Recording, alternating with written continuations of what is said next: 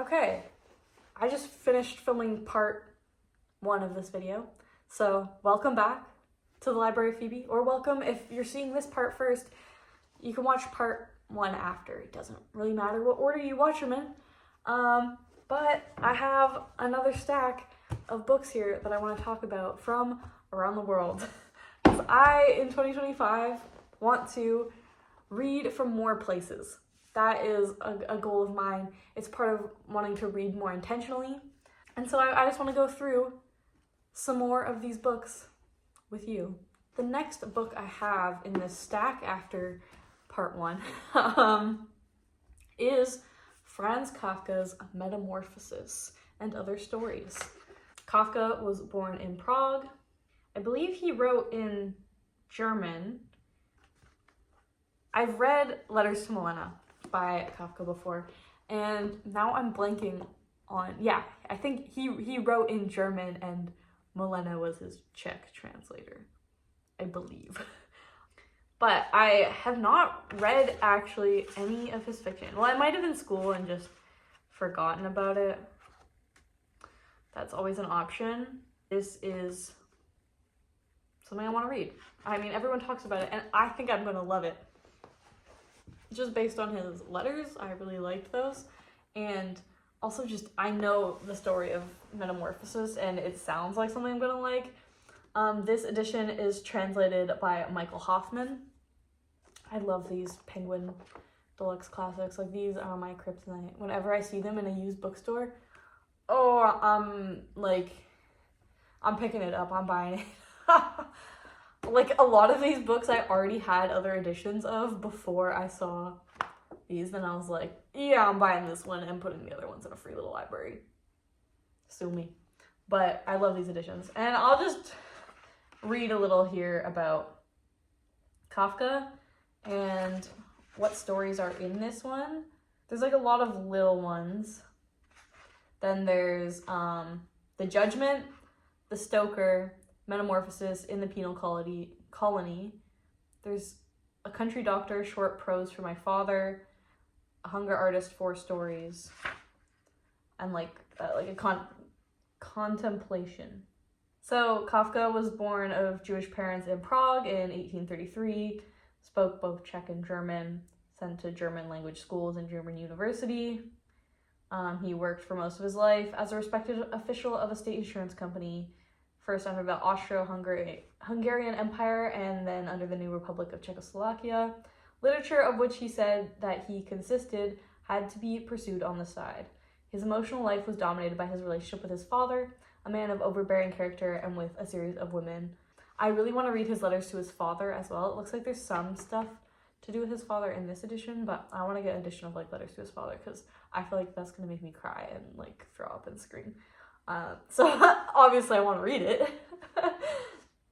And so next says, meanwhile, his writing had taken a new turn in 1917 with the outbreak of a tubercular illness from which he was to die in 1924. Only a small number of Kafka's stories were published during his lifetime, and these are published in Penguin as Metamorphosis and the Other Stories. So these are ones that were published in his lifetime, I believe. He asked his friend Max Brod to see all his writings he left should be destroyed. That's so sad. Brod felt unable to comply and undertook their publication instead, beginning with 3 unfinished novels, The Trial, The Castle, and America. Other shorter works appeared posthumously in a more sporadic fashion. So I'm excited to get into this, read some more Kafka, and expand. Look how beautiful the art on this edition is. It has like comic-esque strips, so I want to read all those too. Like, pay special attention to them because they look really cool. The next book I have on this list is The 100 Years' War on Palestine by Rashid Khalidi. I believe this is actually the only non-fiction on this list. And this is obviously a history book on Palestine. And obviously, since this book is non-fiction, it's not going to be read like a novel, so I'm definitely going to read it in a different way. I want to read it soon. I've read some other Palestinian literature before, like I think it was mostly poetry that I read. I would love to read more Palestinian literature in 2025 too. That's something that could be an area of focus for me. Yeah, I've heard good things about this history, and it comes from a Palestinian author. And yeah, it goes up to 2017, so doesn't include the last like 6 years. More than 6 years, 7 years. Sorry. The recent events unfolding in Palestine, which I'm sure we're all aware of, and which is really heartbreaking to see. I think this book will be a good reminder of it didn't start last year, like this has been ongoing.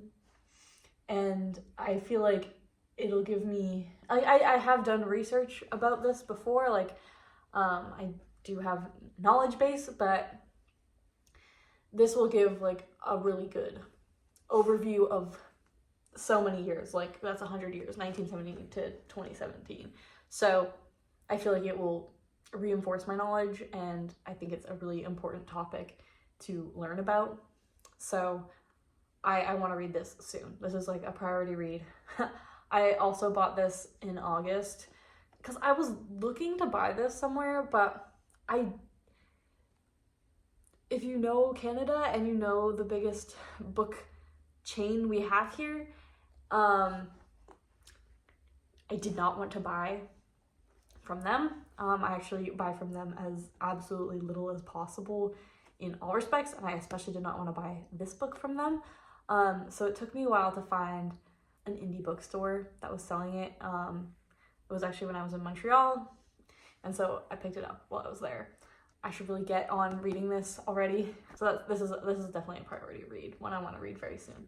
The next book I have is this very like red copy, I think it's my mom's, of 100 Years of Solitude by Gabriel García Márquez. This is Colombian literature, and I have not read any García Márquez, but I have 2 of his books on my TBR, like physical TBR. Both of them are from my mom. I don't like purchase them. Well, are both? No, no, never mind. Love in the Time of Cholera, which is the other one I have, I bought myself. But my mom has more Gabriel García Márquez books that I could borrow once I get a taste. And like this one is really the one that I feel like so many people talk about. I think it's Emmy I'm not sure if it's still her favorite book, but I know she has called this her favorite book in the past. So it's definitely one I want to read. I've heard it's like no easy feat, like especially with the family tree, and it's like really convoluted, and it's kind of like a cycle, from what I've heard. So I'll read the back for you. Okay, I kind of got rudely interrupted there because my phone ran out of storage, but I believe I was reading the description of 100 Years of Solitude to you guys, so I will continue to do that. 100 Years of Solitude tells the story of the rise and fall, birth and death of the mythical town of Macondo through the history of the Buendia family. Inventive, amusing, magnetic, sad, and alive with unforgettable men and women, brimming with truth, compassion, and a lyrical magic that strikes the soul, this novel is a masterpiece in the art of fiction. So, very convincing. This is also one I don't know when I really want to read. I feel like it's kind of screaming like August to me, like late summer. So maybe I will attempt to tackle this at that time in 2025. Definitely one I want to get to. I have read some South American literature before, and I've been extremely impressed. So I'm excited to get to this one too. I think it'll be a challenge, but a challenge that will be very rewarding to take. And like, it'll be my first kind of, well, it might be my first step into Gabriel García Márquez, unless I choose to start with the other one I own. See, this is what I mean. I need to read authors before I buy more of their books. So, another one of the 2025 goals coming back again. Hello, Petey. He's coming back. So, I think he is here because he wants to talk about Things Fall Apart with me. This is by Chinua Achebe.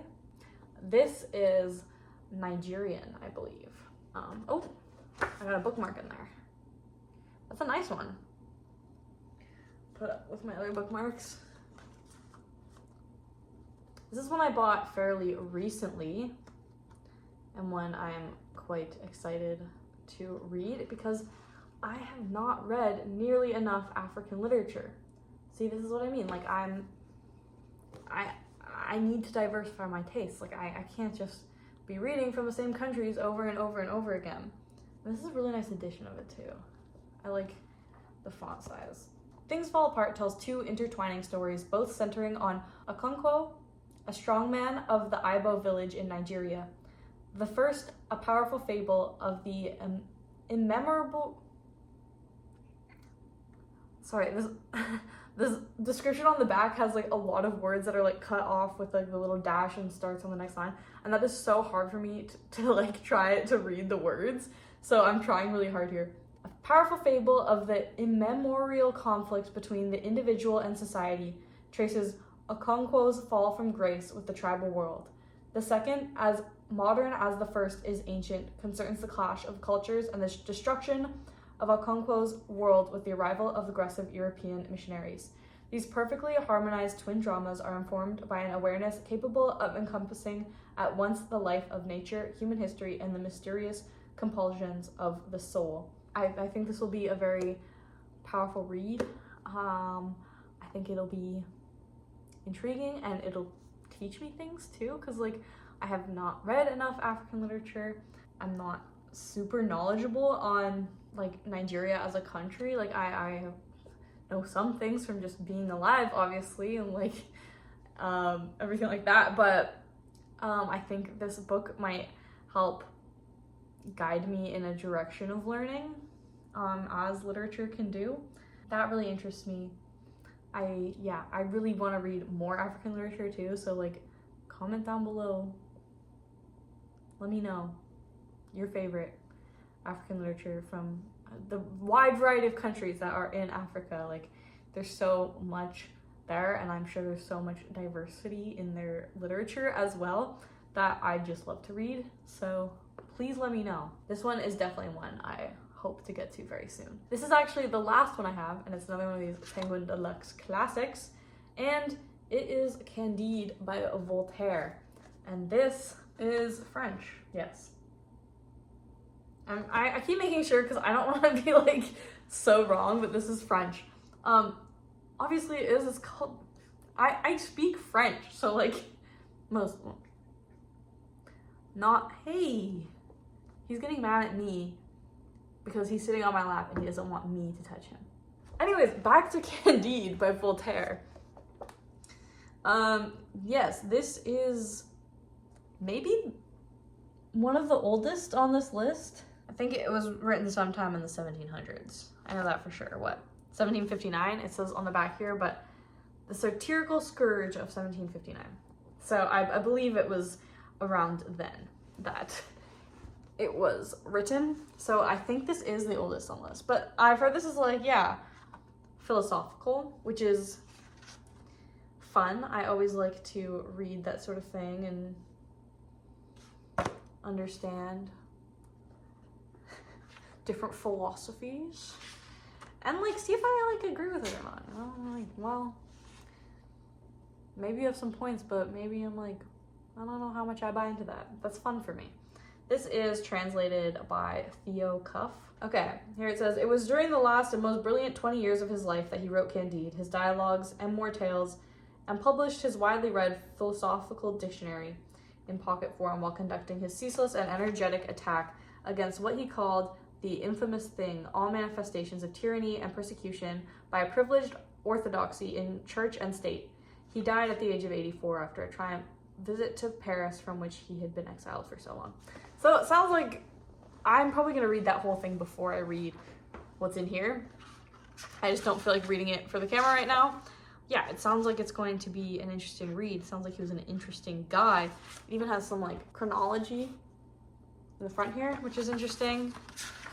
I love these editions. I don't always read the introductions because like sometimes I spoil it, but also I feel like I want to start reading like half the books and reading the introduction, or like reading the introduction after the book, because I feel like that'll help me also with my journey to be a more like selective and meaningful reader. So I do want to start reading introductions, unless I start to read them and they're kind of like ass or boring or whatever, then I'm not gonna not saying this one's gonna be, but who knows. I've actually had some version of this for a long time. I used to have like a Penguin Black classic of this one that I thrifted, and then I saw this one at a secondhand bookstore and I was like, you know, I'm grabbing this. Look how beautiful that is. Like, and it also has like the same kind of like comic stuff that was going on with the same edition of Metamorphosis by Kafka. I love a pretty book. Like, I like to read books, but you know what? I also love a pretty one. And there's nothing wrong with that. Don't let anyone tell you there's something wrong with that. Just also make sure to try to read your books that are pretty, you know, and have thoughts on them outside of their aesthetic value, obviously, but this is fun too. Adds to the enjoyment a bit, okay? Yeah, that's the last one. I hope you enjoyed hearing me ramble. I'm sorry if I got like kind of distracted after my camera, like I was on a roll there and then my camera was like, what's my phone? It's like, you're out of storage, no more. It kind of sucked, but I hope you still enjoyed my ramblings on the books I want to expand my reading taste with, that I already own, because that's another thing, is I want to focus on books that I already own. So all of these are books I already own, but feel free in the comments, please, to recommend me books that I don't already own. And once I read the books I already do own, I will definitely look into reading those ones too, because, you know, we have time. We have time. I mean, our lives might be short and we don't get to read all the things we want to read, but I'm still pretty young, so I'm sure I have time to get to the ones I own, and then the ones you recommend too. So please do recommend them. Here are all the books. A little bit less than part one. Fewer than part one, and also like, I think these are mainly thinner than part one. I'm sure they're gonna be great reads. I am excited to get to them. So, thank you for listening to my rambling. I love that I have the privilege of talking about something I love so much online. Like, subscribe if you want to see more videos like this. I'm gonna try and just hit record whenever I feel like talking. I might just do more sort of fun things. I don't know, like, I am still probably only gonna do like the one regular upload a month, which is choosing my TBR, but I want to do more like fun little ones like this too, just when I have time and when I feel like it, when inspiration strikes. So like this if that's something you'd like to see. Thank you so much for watching The Library of Phoebe, and I'll see you next time.